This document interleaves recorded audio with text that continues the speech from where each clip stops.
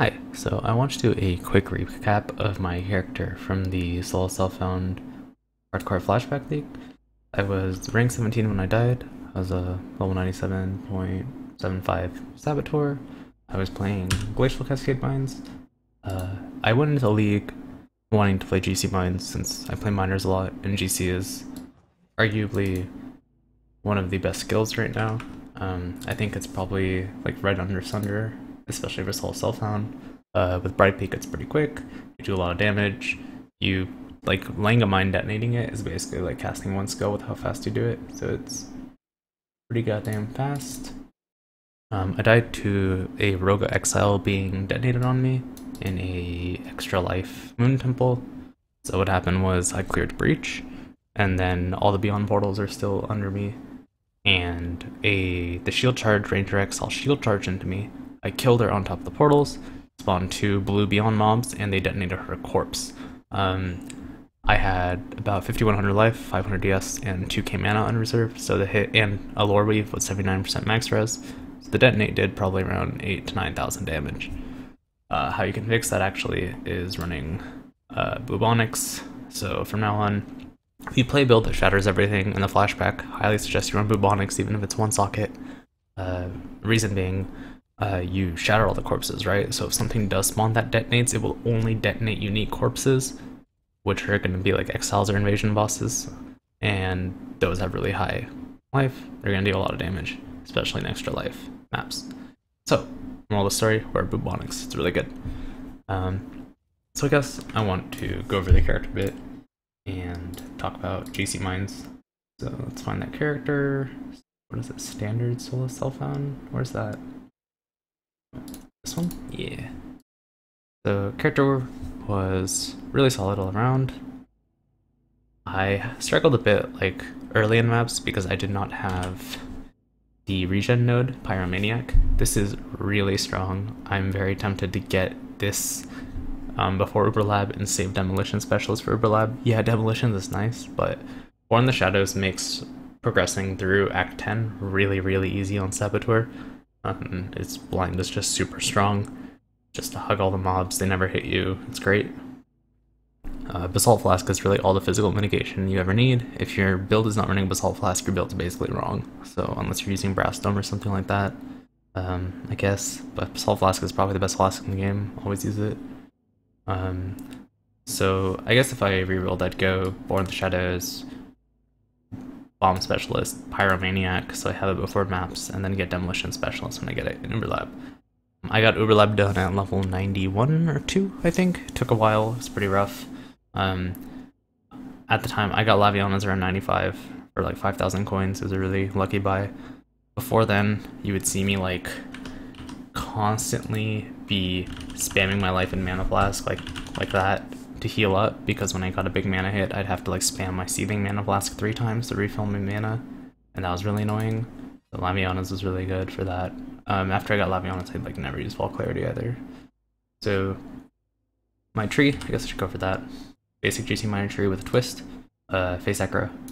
Phase Echo is really good for flashback. It's insane. I think I owe it to being why I survived so long, because I played super ballsy, had a Tabula into Underground Seas with like 4,500 life, and I played like pretty rippy maps, and Phase Echo combined with Volgrace, a lot of people didn't run Volgrace, are basically why I lived. I checked ladder and like nobody was Phase Echo besides like one person around me, and nobody ran Volgrace, so this combination, in particular for a flashback, because there's so much shit going on, is really strong. So the idea was I dropped Doomcast, which some people might be like, oh no, why? It's so good. So I dropped Doomcast and I dropped everything past the AoE nodes. Some people don't even take the AoE nodes, but they give damage too, so I don't mind it. So yeah, drop Doomcast, drop everything past the Sun Templar, and Pathon get Phase Echo. You make up with Doomcast with Heartseeker. You make up for losing the Temporal Life from Devotion with Herbalism. So you lose a little bit of damage from crit and multi, but you gain Phase Acro, which is huge. So that's the reasoning behind the tree. I had like Clear Mind and like 2 life damage tools. So gear-wise, Bright Peak is all you really need. I had a 60 Fizz gain to Zelly Scepter with attack speed, but I mean, it's a race, right? What matters is EXP. so I use the Bright Beak instead. If you're just solo self on for fun, get a Shaper weapon at item level 75, preferably a Scepter, and just craft on it for a while until you hit something. My approach in general with SSF was basically pick one piece of gear that you want to refine, focus on that, you'll get it done really quickly. It's it's very surprising, like a lot of people don't craft, and it's really easy to get good things if you just try for it. I know that might sound dumb and a lot of people think crafting is expensive, but if you just put your mind to it, especially in SSF, when you have to play like a lot, then you're gonna get stuff done, you're gonna get currency, so don't worry about it. Like this helmet took probably like 1500 to 2000 alterations to hit 86 life and place additional 9, and I just slammed the rest of it out. Gloves I found actually in like Blood Aqua, belt I made within like 20, 30, 40 chaos, boots were garbage, Essence Worm I farmed coins for 6 hours to buy it. Ming's Heart, so this is important. Chaos damage is really rippy. Bestiary, Putrid Flight does a lot of chaos, the stupid like poison spider dudes do a lot of chaos. Desecrated Ground, especially if you're doing shit like Toxic Sewers, which is really good. There's also some other things that deal chaos damage that really hurt. There's like the Invasion Boss, there's the Alchemist Throwers that spawn in like sewers and stuff. Those Alchemist Throwers, one of them almost one-shot me when I had like, I don't know, probably like 4 to 800 life or something. It dropped me to 100 and I almost died. I instantly logged, went to my stash, typed in Chaos Resistance, found a Ming's Heart, 5% life penalty is not too bad, 20% more damage is pretty good, gives a lot of Chaos Resist. I threw that on my character, -7, -6, not a big deal. Just get close to 0 and you won't get one shot to chaos damage. When you're running these chaos maps over and over, like Sewers Boss, like it is pretty important. Like I dropped low a lot of times when 2 beasts would have Putrid Flight and they'd fly over me. It would chunk me like sometimes 4 or 5k. So besides that, shield's really nice. So the way I got this, I found it but then I did remove suffix add prefix actually to get the global fizz damage.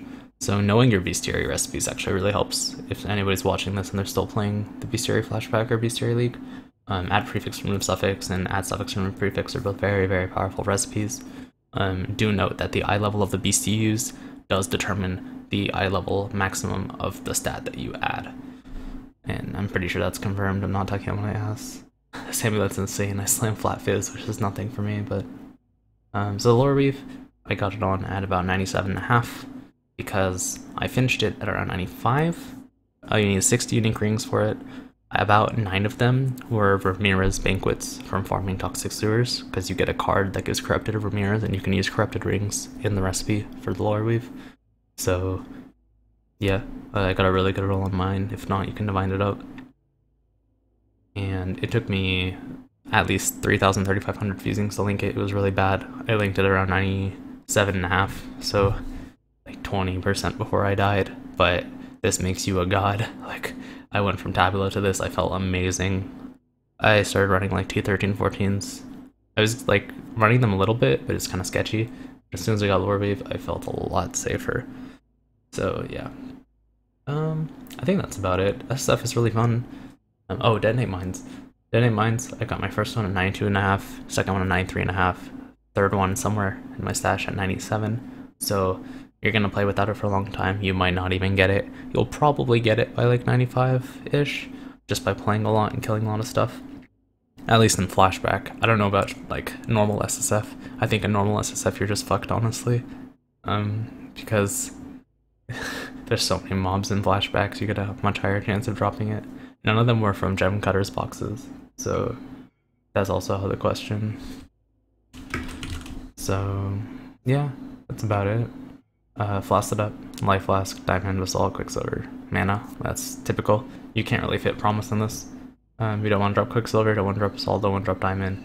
Don't really want to drop them. I see some people drop Mana Flask for Aziri's Promise. Mana is life. On a mom build, I would never drop it. That means basically every time you take a big hit, your instinct is to log out instead of flasking and keep fighting. So if you don't mind logging out every time you take a big hit, yeah, you can run damage, but you don't need the damage at all. The only time I ran Aziri's was like when I wanted to kill like Venomous or kill a boss of some sort for whatever reason, I would tag in the It series and swap Conk Effect for Hypothermia. Obviously you can't do that once you get the Lore Weave, but yeah, that's about it. Leveling, just level as GC Mines. Act 10 Kitava is really easy. You literally just insta-phase it, like just farm your Tabula Blood Aqua, put in your 6 Link, and then go to Act 10 Kitava and one-shot every single phase. It's no problem. And that's really about it, I think. Let me check, I had some notes written down.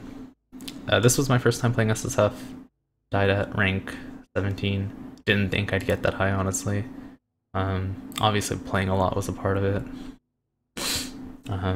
It's very important also to understand the Atlas component. Let me show my Atlas. What is it? Hardcore SF Flashback?